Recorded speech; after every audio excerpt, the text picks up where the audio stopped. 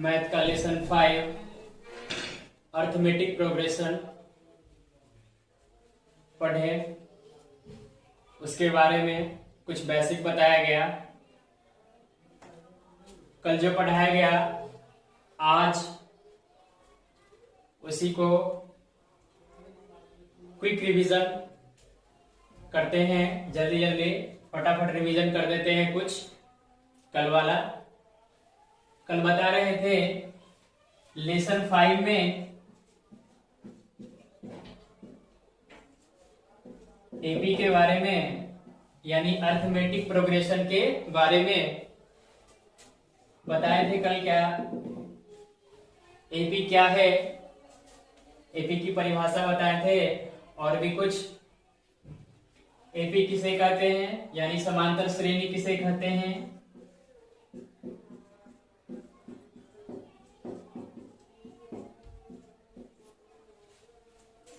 समांतर श्रेणी यानी एपी तो बताए थे कि संख्याओं की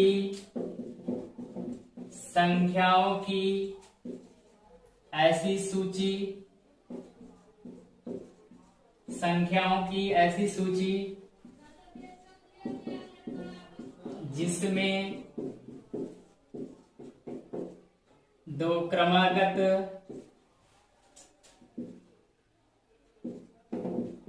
पदों का अंतर समान हो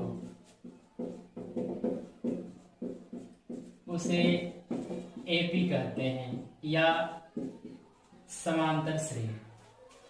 एपी या समांतर श्रेणी किसे कहते हैं तो संख्याओं की ऐसी सूची जिसमें दो क्रमागत पदों का अंतर एक समान हो उसे क्या कहते हैं एपी या समांतर श्रेणी।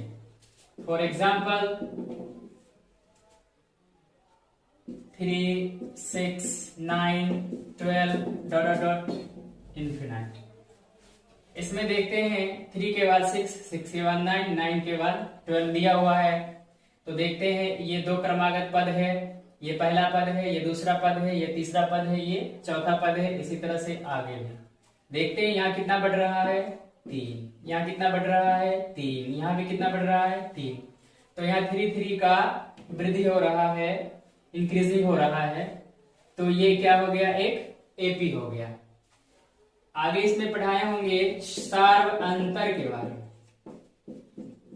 सार्व अंतर यानी कॉमन डिफरेंस जिसको स्मॉल डी से सूचित किया जाता है। तो सार्व अंतर क्या होता है तो बताए होंगे कि दो क्रमागत पदों का अंतर सार्व अंतर कहलाता है। दो क्रमागत पदों का अंतर सार्व अंतर कहलाता है। इसे स्मॉल डी से सूचित किया जाता है। इसे स्मॉल डी से सूचित किया जाता है। और इसमें ये भी बताए होंगे कि सार्व अंतर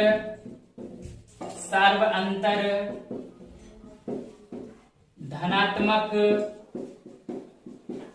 ऋणात्मक या शून्य हो सकते हैं। शून्य हो सकते हैं। सार्वंतर यानी कॉमन डिफरेंस, दो क्रमागत पदों का अंतर सार्वंतर कहलाता है। सार्वंतर को डी से सूचित किया जाता है। सार्वंतर क्या क्या आ सकता है तो याद रखेंगे धनात्मक भी आ सकता है, ऋणात्मक भी आ सकता है और शून्य भी आ सकता है। इसमें देखते हैं एग्जाम्पल लेकर देखते हैं। इसमें दो क्रमागत पदों का अंतर कितना है 2, यहाँ कितना है 2। देखते हैं यहाँ कितना बढ़ रहा है 2, यहाँ भी कितना बढ़ रहा है 2, यहाँ भी कितना बढ़ रहा है 2।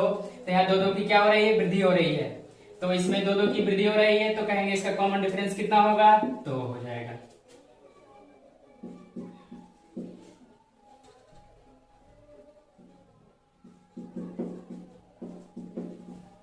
यहाँ देखा जाए 6 के बाद 5, 5 के बाद 4, 4 के बाद कितना हो गया 3 हो गया। तो देख रहे हैं यहाँ वृद्धि नहीं हो रही, यहाँ बल्कि क्या हो रही है कमी हो रही है। कितने की कमी हो रही है 1 की। तो यहाँ कॉमन डिफरेंस कितना हो जाएगा, -1 हो जाएगा। और देखते हैं 2 2 2 डॉट डॉट इस तरह से। यहाँ देखेंगे 2 के बाद फिर 2, 2 के बाद फिर 2 आ रहा है, इसका मतलब हो गया यहाँ कितने की वृद्धि हो रही है, तो यहाँ कुछ भी वृद्धि नहीं हो रहा है, यानी कह सकते हैं यहाँ 0 की वृद्धि हो रही है, तो कॉमन डिफरेंस कितना हो जाएगा, 0 हो जाएगा। कल इसके बारे में बताया गया था।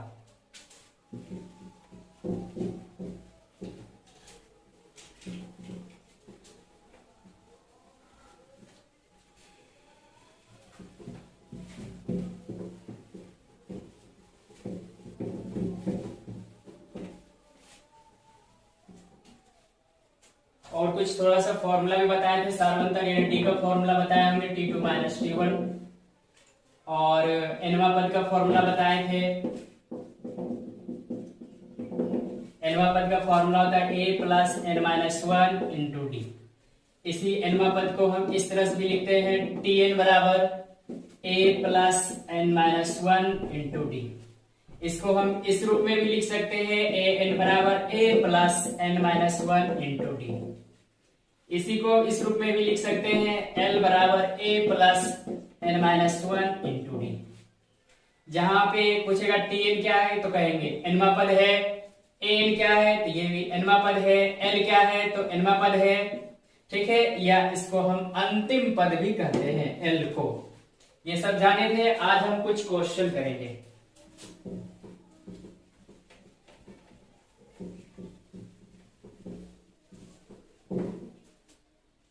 आज हम कुछ ऐसे क्वेश्चन करेंगे जो बोर्ड एग्जाम में ऑब्जेक्टिव के रूप में पूछा जाता है।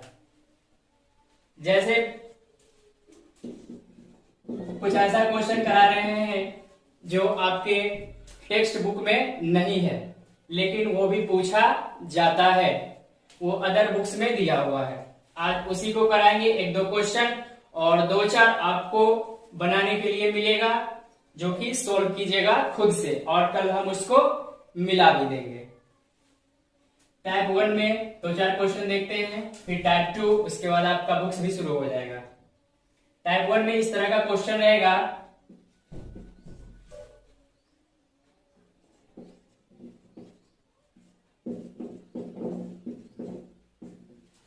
कहेगा क्या, निम्नलिखित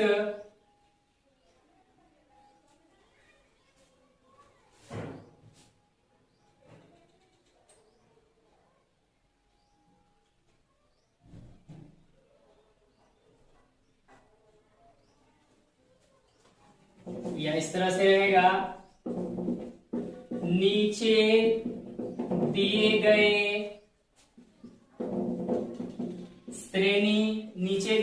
श्रेणी के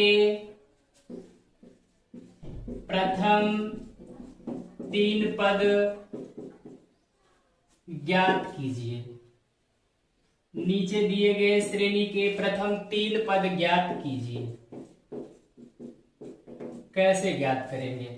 जैसे क्वेश्चन इस रूप में है, दिया हुआ रहेगा an बराबर 3n + 2, और रह सकता है an बराबर n², या इस तरह से क्वेश्चन हो सकता है an बराबर n × n+1। इस तरह का क्वेश्चन दिया हुआ रहेगा। क्वेश्चन इस तरह से देगा, an बराबर 3n + 2, कहेगा कि इसके प्रथम 3 पद ज्ञात कीजिए, या इसके प्रथम 4 पद ज्ञात कीजिए, या 5 पद ज्ञात कीजिए, या 2 पद ज्ञात कीजिए। तो क्या करेंगे? वेरी सिंपल, बहुत ही सिंपल तरीका है बनाने का।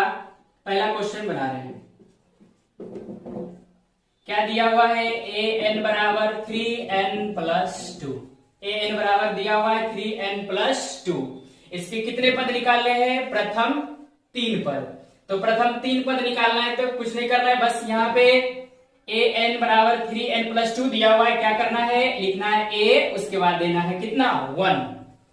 ठीक है, पहला पद निकालना है तो यहाँ देंगे 1, दूसरा पद निकालना रहेगा तो यहाँ देंगे 2, तीसरा पद निकालना है तो यहाँ देंगे 3। जहां n है वहां क्या रखना, 1, उसके बाद फिर 2, फिर कितना 3, फिर 4, फिर 5, 6, इस तरह से जितना पद निकालने के लिए कहा जाए रखते चले जाएंगे।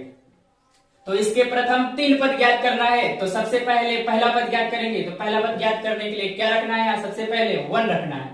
जहां n नजर आए वहां क्या रख देना है, 1। an बराबर 3n प्लस 1 है, तो सबसे पहले n के बदले में 1 रखेंगे, तो लिखेंगे a1। तो यहाँ होगा 3n है, तो लिखेंगे 3 इंटू 1 प्लस 2।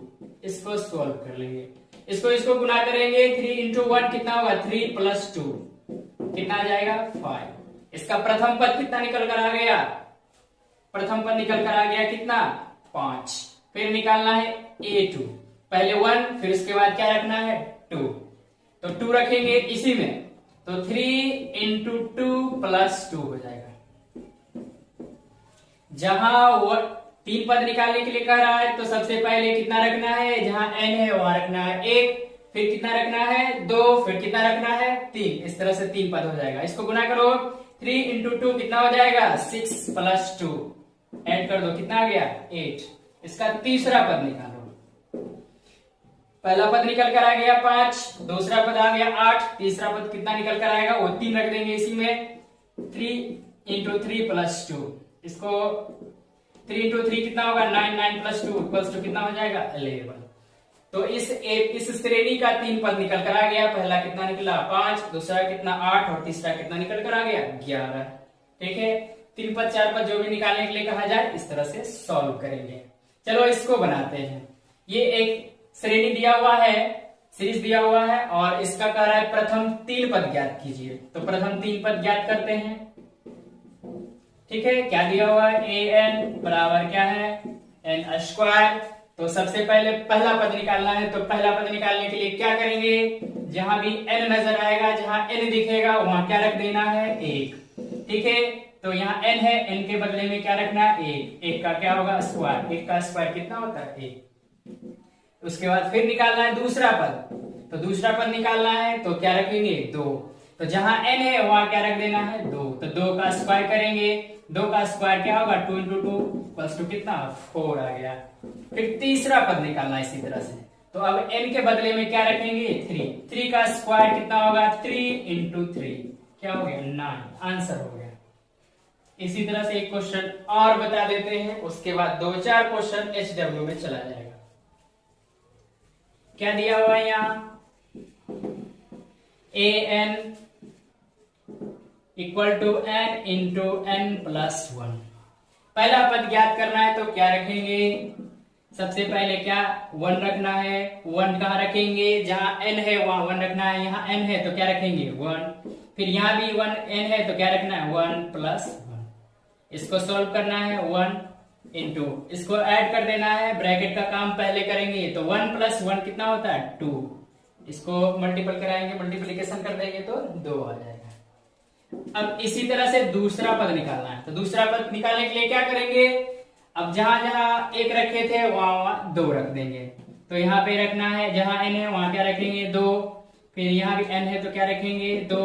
2 प्लस 1, तो 2 इंटू इसको ऐड करेंगे तो कितना होगा, 3। 2 इंटू 3 कितना हो जाएगा, 6। आंसर हो गया। इसी तरह से तीसरा पद ज्ञात करना है, तो तीसरा पद ज्ञात करने के लिए क्या करेंगे, जहां पे 1 रखे थे, जहां पे 2 रखे थे वहां 3 रख देंगे।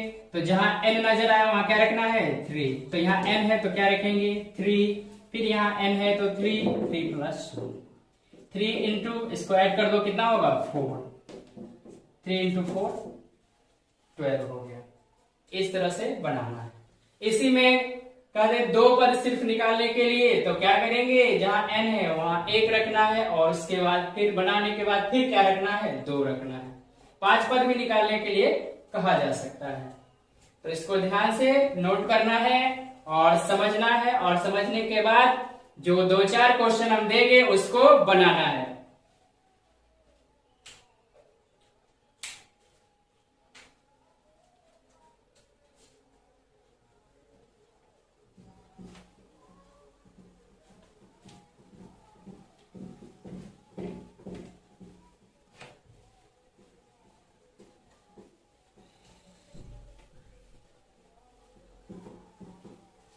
जहां भी समझ में नहीं आए वहां वीडियो को रोक रोक कर बार बार देखना है, उसके बावजूद भी समझ में नहीं आए तो कमेंट करके पूछ लेना है, उसको समझा दिया जाएगा व्हाट्सएप पे या वॉइस रिकॉर्ड के द्वारा भी समझाया जाएगा। उसके बावजूद भी समझ में नहीं आएगा तो वो कॉल करके भी पूछ सकते हैं कि सर यहाँ समझ में नहीं आया है। ठीक है, और मन लगाकर पढ़ना है, बहाना मत बनाना है कि सर हमको समझ में नहीं आ रहा है कि कैसे पढ़े, हमको फेस टू फेस पढ़ाइए, तो ऐसा नहीं होता है। सब कुछ टीचर ही करके नहीं देंगे, खुद भी करना पड़ेगा। 2-4 क्वेश्चन इसमें दे रहे हैं जो कि बना लेना है।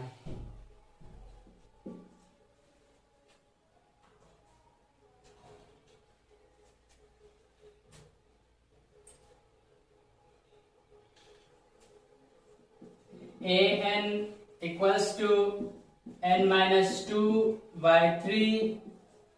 दूसरा क्वेश्चन है an इक्वल टू 3 पे power n।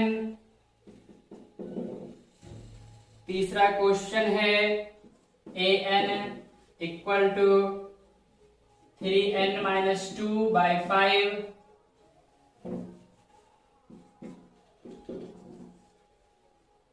an equal to n square minus n minus 1।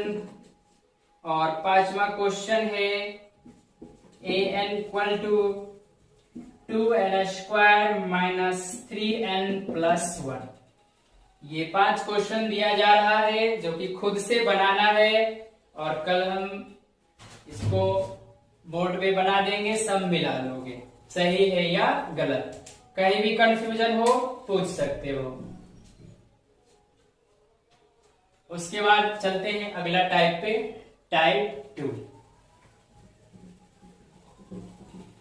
देखना टाइप 2 में क्या रहता है।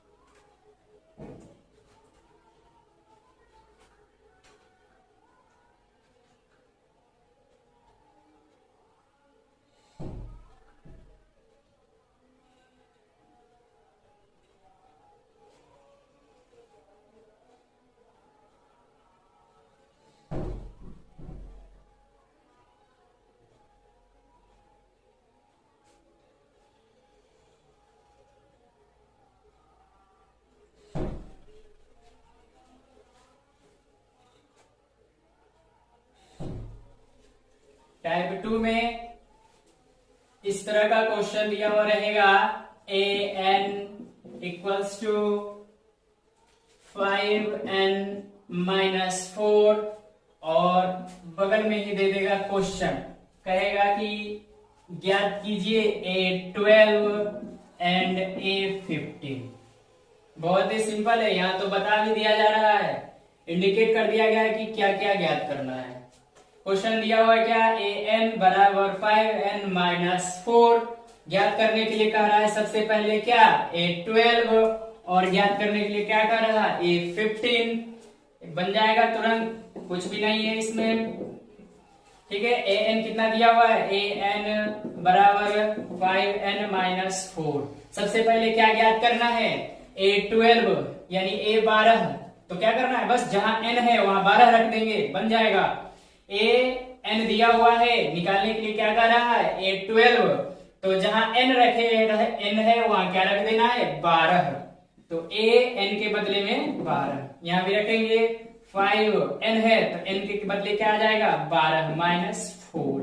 अब इसको गुना कर दो तो 12 पचे कितना होता है, 60। 60 माइनस 4 कितना हो जाएगा, 56। आंसर हो गया।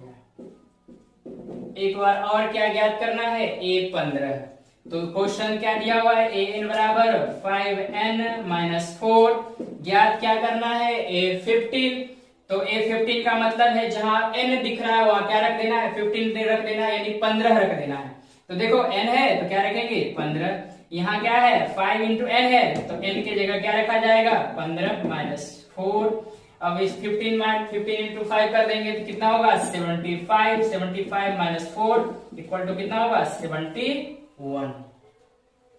Very simple. इसी तरह से क्वेश्चन रहेगा कि ए एन दिया हुआ रहेगा, एनवा पद दिया हुआ रहेगा, बगल में कह देगा ए 12 ज्ञात कीजिए, यानी 12वां पद ज्ञात कीजिए या 15वां पद ज्ञात कीजिए, या यहाँ पे देगा ए 10 या ए 25 दे देगा, तो भी इसी तरह से बनाना है। ए 12 पूछा, यानी कि एन के बदले में क्या रखना है 12, तो जहां एन है वहां क्या रख देना है 12, सोल्व कर लेना है। फिर ज्ञात करने के लिए क्या कह रहा है ए 15, एन के बदले में क्या रखेंगे 15, बस बन जाएगा।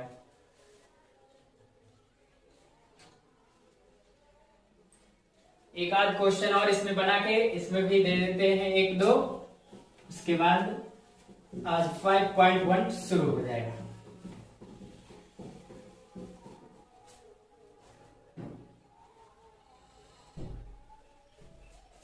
दूसरा क्वेश्चन है ए एन बराबर 3n माइनस 2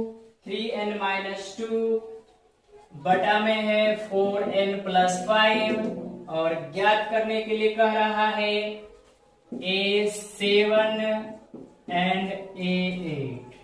बहुत ही सिंपल है। A7 ज्ञात करना है तो जहां जहां n है वहां क्या रख देंगे 7 रख देंगे, 7 रख देंगे।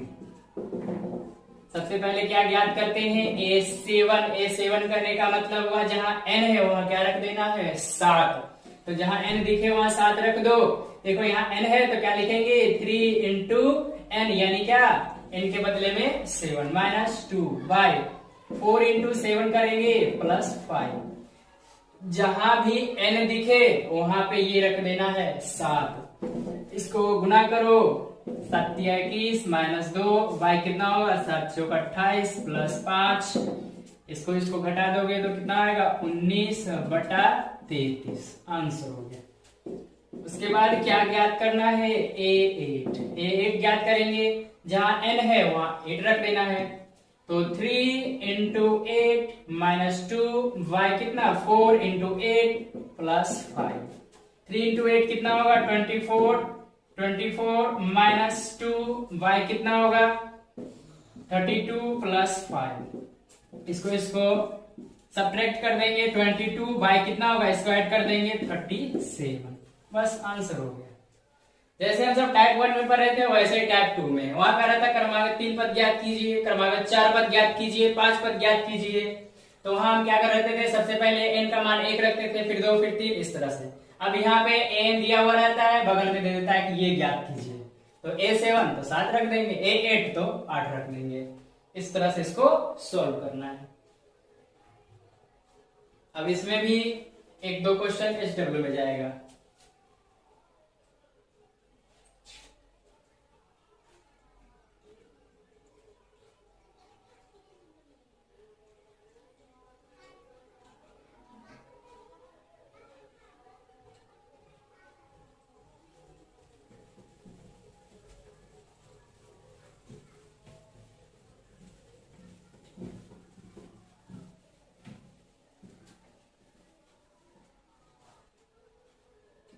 इसमें ज्यादा नहीं, 1 से 2 क्वेश्चन SW में दे रहे हैं।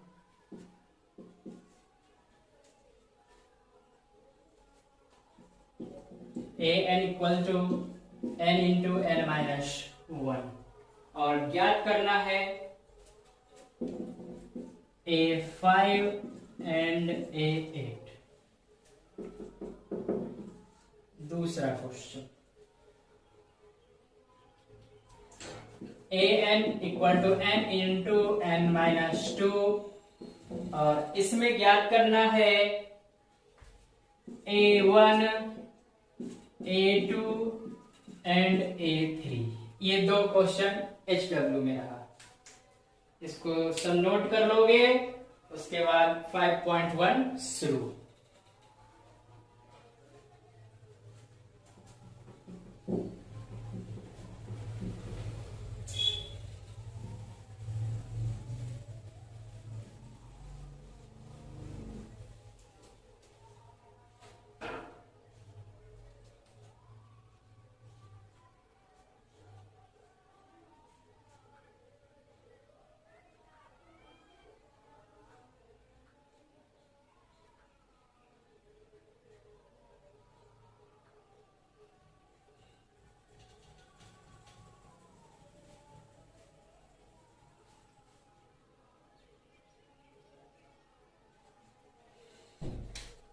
एक्सरसाइज 5.1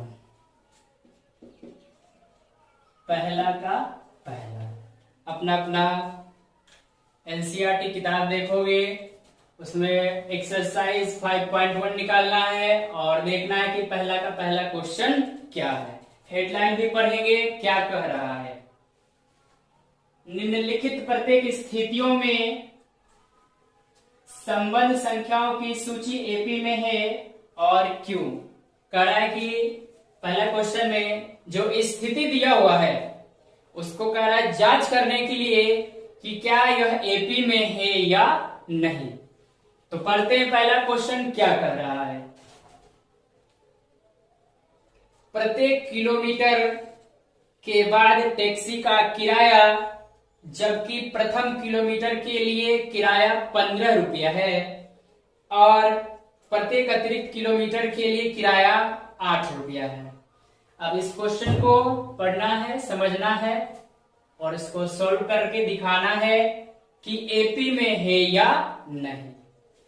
तो कह रहा था प्रत्येक किलोमीटर का किराया, जबकि प्रथम किलोमीटर का किराया कितना है 15 रुपया। इसका मतलब हुआ कि जब हम कहीं से 1 किलोमीटर जाएंगे, जब हम कहीं से 1 किलोमीटर जाएंगे, पहला जो 1 किलोमीटर जाएंगे उसका किराया कितना है 15 रुपये। ठीक है, मान लो हम यहां से चलना शुरू किए, ठीक है, तो 1 किलोमीटर जब चलेंगे तो किराया कितना लगेगा 15 रुपये।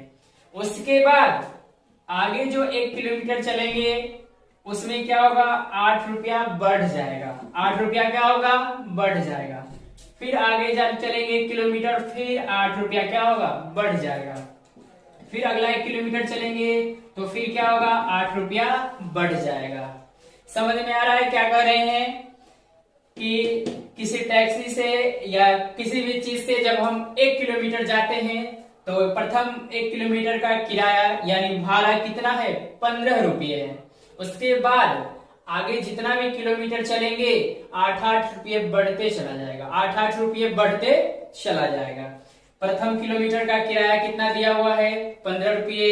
उसके बाद आगे 1 किलोमीटर और जाएंगे तो 8 रुपया बढ़ जाएगा। 8 रुपया बढ़ने का मतलब कितना लगेगा 1 किलोमीटर, जो प्रथम 1 किलोमीटर चलते हैं 15 रुपया। उसके बाद 1 किलोमीटर और चलेंगे तो 8 रुपया बढ़ जाएगा। तो पूछेगा 2 किलोमीटर का किराया कितना लगेगा, तो क्या बताएंगे 15 8 23 रुपया। अगर हम 3 किलोमीटर जाएंगे तो कितना लगेगा, तो 3 किलोमीटर में जोड़ो 15 रुपया प्रथम किलोमीटर का, फिर 8 रुपया बढ़ गया, फिर 8 रुपया बढ़ गया तो जोड़ो 15 8 23 23 8 कितना होगा 31। तो 3 किलोमीटर का किराया कितना लगेगा 30 रुपये। 4 किलोमीटर का कितना लगेगा 8 रुपये जोड़ देंगे। पहले किलोमीटर का किराया कितना लग रहा है 15 रुपया। अगर हम 2 किलोमीटर जाएंगे तो 8 रुपया उसमें जोड़ देंगे। 3 किलोमीटर जाएंगे तो फिर एक 8 रुपया जोड़ देंगे। 4 किलोमीटर जाएंगे तो फिर एक 8 रुपया जोड़ देंगे। तो इसको जब सॉल्व करेंगे तो इसमें दिया क्या है ये लिखते हैं। प्रथम किलोमीटर का किराया, प्रथम किलोमीटर का किराया कितना है 15 रुपये। ठीक है, 2 किलोमीटर का किराया, 2 किलोमीटर का किराया कितना हो जाएगा। पहले किलोमीटर चलते हैं तो कितना लगता है 15 रुपया। अगर 1 किलोमीटर और आगे जाएंगे तो 8 रुपया जुट जाएगा। 8 रुपया जुट जाएगा तो 15 + 8 कितना हो जाएगा 23 रुपये। तो बताओ 3 किलोमीटर का किराया कितना हो जाएगा 15 + 8 + 8, 8 बढ़ते चला जाएगा। पहले किलोमीटर का किराया कितना 15 रुपया। 2 किलोमीटर जाएंगे तो 15 + 8, 8 जुड़ जाएगा। 3 किलोमीटर जाएंगे तो 15 + 8 + 8, इसको ऐड कर दो 31 रुपये। अगर 4 किलोमीटर का पूछा जाए तो क्या होगा 15 + 8 + 8 + 8, इसको जोड़ो तो कितना होगा 39 रुपये। इसी तरह से और भी हम आगे निकाल सकते हैं। तो हम 2 4 8 जुड़ जाएगा। 3 किलोमीटर जाएंगे तो 15 + 8 + 8, इसको ऐड कर दो 31 रुपये। अगर 4 किलोमीटर का पूछा जाए तो क्या होगा 15 + 8 + 8 + 8, इसको जोड़ो तो कितना होगा 39 रुपये। इसी तरह से और भी हम आगे निकाल सकते हैं। तो हम 2 4 निकाल कर दर्शा देंगे, उसके बाद डॉट डॉट जरूर लगाएंगे। पहला किलोमीटर का निकाले, दूसरा किलोमीटर का निकाले, तीसरा किलोमीटर का निकाले, चौथा किलोमीटर का निकाले, उसके बाद इस तरह से डॉट डॉट जरूर करेंगे। इससे पता चलेगा कि आगे भी जारी है, आगे भी जारी है। अब हम इसको लिख लेते हैं। तो प्रथम किलोमीटर का किराया कितना आया? 15 रुपये। उसके बाद 2 किलोमीटर का किराया कितना आया था? 23 रुपये। 3 किलोमीटर का किराया कितना आया था? 31 रुपये। 4 किलोमीटर का किराया कितना आया था? 39 रुपये। इस तरह से ऐसे कर देंगे। तो ये इस तरह से देखते हैं एक सीरीज बन गया, ये संख्याओं का या किरायों का एक सीरीज बन गया। और इसको जांच करने के लिए कह रहा था कि एपी में है या नहीं। तो जब कभी पूछा जाए कि जो सीरीज दिया हुआ है, जो श्रृंखला दिया हुआ है, वो एपी में है या नहीं, तो उसके लिए क्या करेंगे? सारवंतर ज्ञात करेंगे। क्या करेंगे? सारवंतर ज्ञात करेंगे। तो सारवंतर ज्ञात करना है यानी निकालना है डी। तो सारवंतर का फॉर्मूला क्या बताए थे? दूसरा पद माइनस पहला पद, दूसरा पद माइनस पहला पद, दूसरा पद इसमें कौन सा होगा? ऐसे पढ़ेंगे, पहला पद, दूसरा पद, तीसरा पद, चौथा पद, आगे पांचवा पद, इस तरह से होता है। तो सारवंतर जब निकालना रहेगा ना, तो सारवंतर जब निकालना रहेगा तो क्या करेंगे? दूसरा पद में पहला पद को घटा देंगे। फॉर्मूला नहीं लिखना है, फॉर्मूला लिखने की जरूरत नहीं है, लिख भी सकते हैं, नहीं भी लिख सकते हैं, बिना फॉर्मूला लिखे भी बना सकते हैं। सारवंतर ज्ञात करना है, कैसे ज्ञात करेंगे? तो दूसरा पद में पहला पद को घटा देंगे। सारवंतर जब ज्ञात करने के लिए कहेंगे तो क्या करना है? दूसरा पद में पहला पद को घटा देंगे, सेकेंड टर्म में फर्स्ट टर्म को घटा देंगे, सेकेंड टर्म में फर्स्ट टर्म को घटा देंगे। कितना आ गया? फिर डी निकालना है, डी फिर से निकालना है, 2-3 बार डी निकालना है, 2-3 बार सारवंतर निकालना है। उसके बाद फिर डी अगर निकालने के लिए कहा जाए तो क्या करोगे? तो इस बार क्या करना है? जैसे यहाँ पे डी निकाले तो क्या किया? दूसरा पद में पहला पद को घटा दिया, सेकेंड टर्म में फर्स्ट टर्म को घटा दिए। अब आगे फिर डी निकालना है तो क्या करोगे? तीसरा में दूसरा को घटा दोगे, तीसरा पद में दूसरा पद को घटा देंगे, फिर देखोगे 8 आ गया। फिर से डी निकालो, अब क्या है? अब चौथा पद में तीसरा पद को घटा देंगे, कितना आ जाएगा? 8। सारवंतर ज्ञात करना है। जब भी कभी जांच करने के लिए कहा ना कि एपी में है या नहीं, एपी में है या नहीं, समांतर श्रेणी में है या नहीं, तो क्या करेंगे? सारवंतर ज्ञात करेंगे। सारवंतर ज्ञात कैसे करेंगे? दूसरा पद में पहला पद को घटा देंगे, फिर तीसरा पद में दूसरा पद को घटा देंगे, फिर चौथा पद में तीसरा पद को घटा देंगे, दूसरा में पहला, तीसरा में दूसरा, चौथा में तीसरा, ऐसे ही घटा देना। उल्टा लिखना है, इसको पहले इसको बाद में, फिर इसको पहले इसको बाद में, फिर इसको पहले इसको बाद में। देखो बराबर आ गया। जब ये एक समान आए तो कहेंगे एपी में है, जब ये एक समान आए तो कहेंगे एपी में। 8 8 8 आया तो एपी होगा। तो लिखेंगे चूंकि सार्वअंतर समान है, चूंकि सार्वअंतर समान है,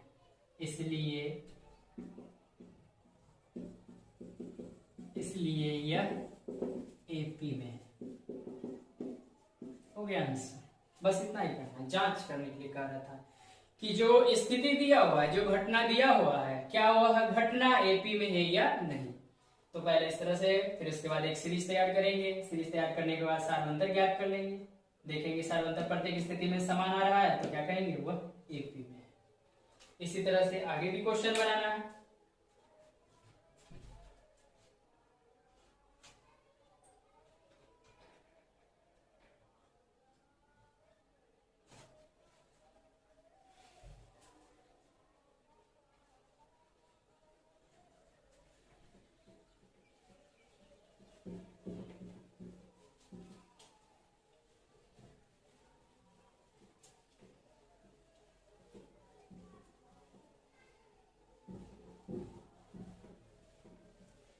जहां भी समझ में ना आए वहां पे वीडियो को रोक कर पीछे फिर कर फिर उसको देखना है, 2-3 बार करके देखना है, समझ में आने लगेगा। उसके बाद उसको रिवीजन करना है, प्रैक्टिस करना है, तो और भी अच्छा से समझ में आएगा। दूसरा क्वेश्चन क्या कह रहा है? कह रहा है किसी वेलन यानी सिलेंडर में उपस्थित हवा की मात्रा, जबकि वायु निकालने वाला पंप प्रत्येक बार बेलन की शेष हवा का 1/4 भाग बाहर निकाल देता है। कहने का मतलब हो गया कि जो क्वेश्चन दिया हुआ है उसमें कह रहा है कि एक सिलेंडर है, यानी क्या है, एक बेलन है, इसमें क्या है, हवा भरा हुआ है, एयर। तो इससे पंप द्वारा हवा निकाला जाता है, इससे पंप द्वारा हवा निकाला जाता है। तो जो इससे हवा जो निकाला जाता है वो कहता है कि हर बार 1/4 निकलता है। हर बार कितना निकल जाता है, 1/4, 1/4। हर बार 1/4 हवा बाहर निकल जाता है, 1/4 बाहर निकल जाता है। तो सबसे पहले इसमें जो हवा वो तो पूरा भरा हुआ होगा, तो लिखेंगे माना कि बेलन में हवा का आयतन, बेलन में हवा का आयतन कितना मान लेते हैं, x है। बेलन में हवा का आयतन कितना है, x है। जब भी किसी भी वस्तु में, किसी भी चीज में जब हवा, पानी, तेल, दूध ये सब अगर भरा हुआ रहता है तो उसको हम पूरा भरा हुआ है तो समझते हैं कि क्या है, वो पूरा जगह छेक लिया है तो कहते हैं आयतन। तो माना कि बेलन में हवा का आयतन कितना है, x, यानी कि इस जो ये बना हुआ है सिलेंडर, इसमें हवा कितना है, टोटल x है। अब क्या है, पहले बार में कितना हवा निकलेगा, लिखेंगे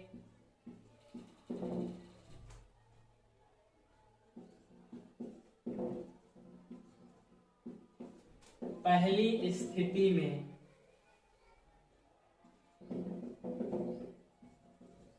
शेष हवा का आयतन, पहली स्थिति में शेष हवा का आयतन, पहली स्थिति में शेष हवा का आयतन। तो सबसे पहले इसमें हवा कितना है, x। अब उसके बाद कितना निकल जाता है, 1/4। तो कितना बचेगा, कैसे ज्ञात करोगे, ध्यान से समझना। इसमें हवा कितना भरा हुआ है, x, ठीक है। पहली बार में जब हम पंप से निकालते हैं तो कितना हवा निकल जाता है, तो इसमें जितना हवा भरा हुआ है उसका 1/4 निकल जाता है। इसमें हवा कितना भरा हुआ है, x, ठीक है। पहली बार में कितना निकल जाएगा, 1/4, 1/4 निकल जाएगा। तो बचेगा कितना, उसको ज्ञात करना है। तो कैसे ज्ञात करो, ध्यान समझना। उसमें हवा कितना है, x, ठीक है। निकल कितना जाता है, तो जितना हवा भरा हुआ है उसका 1/4 निकल जाता है। तो पूछेगा शेष कितना बचा, बस घटा देना है, x माइनस x/4, ठीक है। इसको घटा देंगे तो टोटल हवा कितना है, x, उसमें से कितना निकल जाता है, x का 1/4।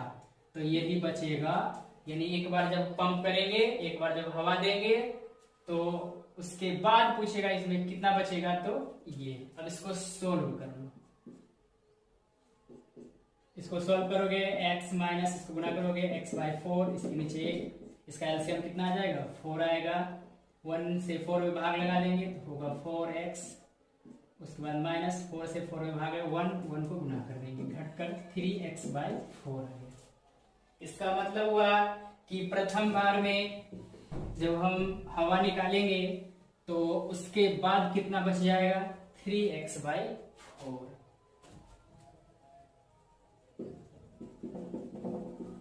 उसके बाद दूसरी बार में शेष हवा का आयतन, ध्यान समझना। हवा कितना भरा हुआ है, x, हवा कितना भरा हुआ है, x। उसके बाद पहली बार में कितना निकलेगा, जितना भरा हुआ है उसका 1/4। तो भरा हुआ कितना था, x, उसका 1/4 भाग निकल गया। तो पूछेगा शेष कितना बचेगा, घटा देंगे, घटकर कितना आया, 3x/4। इसका मतलब हुआ अब उस सिलेंडर में इतना भरा हुआ है, अब उस बेलन में इतना हवा है। अब जो इतना जो है उसके बाद जब दूसरा बार हम पंप से निकालेंगे तो कितना बचेगा। तो ध्यान देना, जितना भरा हुआ है, जितना भरा हुआ है फिर उसका 1/4 निकल जाएगा, जितना भरा हुआ है फिर उसका 1/4 निकल जाएगा। तो इतना बचा हुआ है, उसमें बेलन में इतना हवा बचा हुआ है, फिर इसका 1/4 निकल जाएगा, फिर इसका 1/4 निकल जाएगा, तो कितना बचेगा? इस बार ये करना है। बचा हुआ कितना है? 3x/4, उसमें से जितना भरा हुआ है, जितना बचा हुआ है, उसका फिर 1/4 निकल जाएगा। इसको ऐसे सॉल्व करेंगे। जितना भी बेलन में हवा बचा हुआ रहेगा उसका 1/4 निकल जाएगा। 3x/4 माइनस 3x/16, एलसीएम 16, 4 से भाग लगा देंगे तो कितना होगा? 4 16, 4 दिया 12x माइनस 3x, इसको कटा देंगे 9x/16। तो दूसरी बार में इतना बच गया। तीसरी बार में देखते हैं क्या होता है।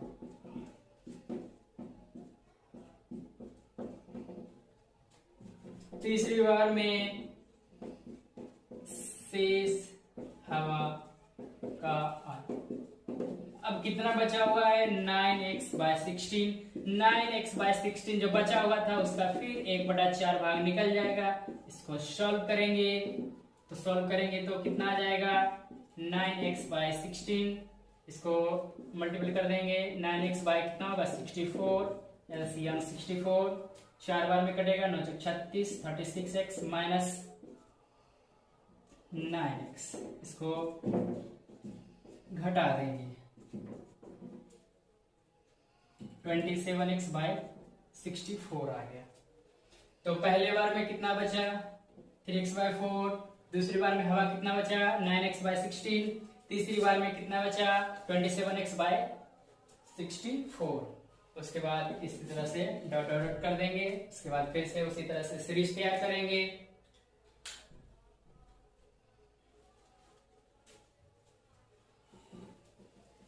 उसके बाद चेक करना है एपी में है या नहीं।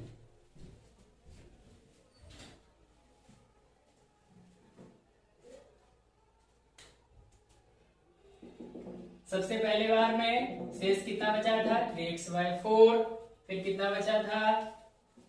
9x/16, फिर कितना? 27x/64 dot dot 42। इसको सॉल्व कर लेना है। शेष कल बताएंगे और जो SW दिए हैं उसको सॉल्व करना है और जो दिक्कत हो उसको पूछना है।